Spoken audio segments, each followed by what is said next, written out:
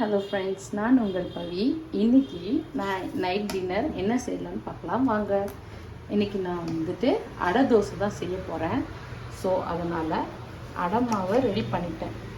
So இதில் என்னென்ன போட்டிருக்கேன் அப்படின்னு பார்த்தீங்கன்னா, அரிசி, கடலைப்பருப்பு, அதுக்கப்புறம் உளுந்து கொஞ்சமாக போட்டு நல்லா ஊற வச்சுட்டேன். அதுக்கப்புறமேலு ஊறின அந்த அரிசி எல்லாத்தையும் எடுத்து அது கூட கொஞ்சமாக வந்துட்டு சீரகம், அப்புறம் மிளகு, மிளகாய், அப்புறம் 2 பல் வந்து பூண்டு, இதெல்லாம் போட்டு நல்லா வந்து கிரைண்ட் பண்ணி வச்சுக்கிட்டேன். இப்போ நம்ம தோசையை ஊற்றிட வேண்டியதுதான். ஆல்ரெடி நான் அடுப்பு ஆன் பண்ணிட்டேன்.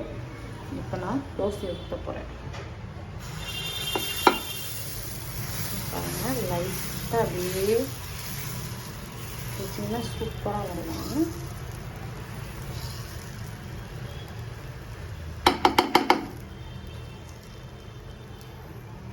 நல்லா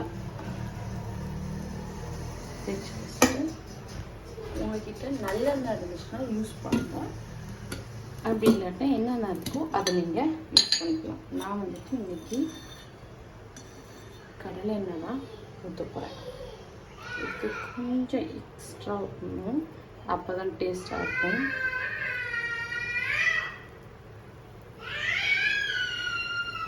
ஸோ பின்னாடி வந்து என் பையன் கத்திக்கிட்டே இருக்கான், அதனால் வாய்ஸ் கொஞ்சம் கேட்கும்.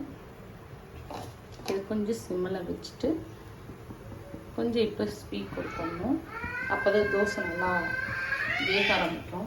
நம்ம அதுக்குள்ளே சைடில் தேங்காய் சட்னி வந்துட்டு செஞ்சுக்கலாம். நான் கொஞ்சமாக தேங்காய் எடுத்துருக்கேன், 4 குட்டி பச்சை மிளகாய், 1 பல் பூண்டு, அப்புறம் பொட்டுக்கடலை, உப்பு கொஞ்சம் வச்சு இப்போ சட்னி வந்துட்டு கிரைண்ட் பண்ணி எடுத்துக்கலாம். லாக் பண்ணி வச்சு அதுலேயே தோசை ரெடி ஆகட்டும்.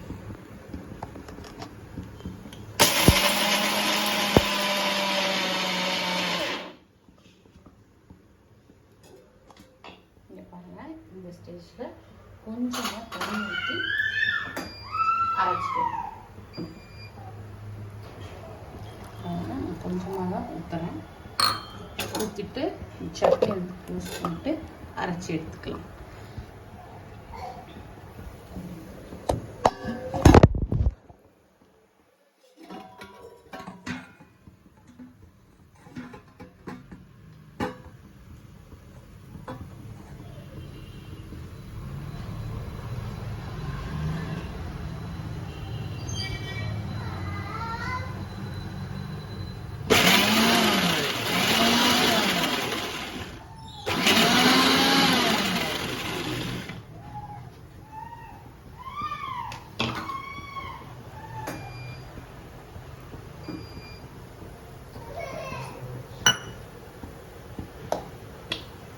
இப்போ கொஞ்சமாக தோசை ஊற்றினா திருப்பி போட்டுக்கலாம்.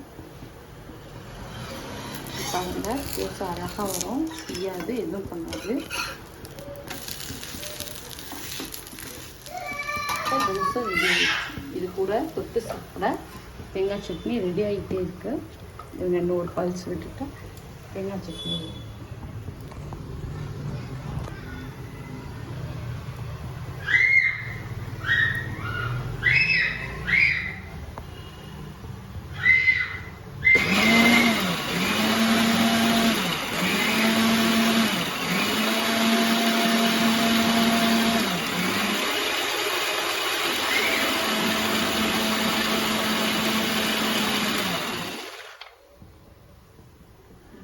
இந்த தோசைக்கு தொட்டு சாப்பிட தேங்காய் சட்னி நல்லா ரெடி ஆகிடுச்சு. அவ்வளோதான் இன்றைக்கான டின்னர், அடை தோசை, தேங்காய் சட்னி. நாளைக்கு என்னன்னு பார்க்கலாம். பாய் பாய்.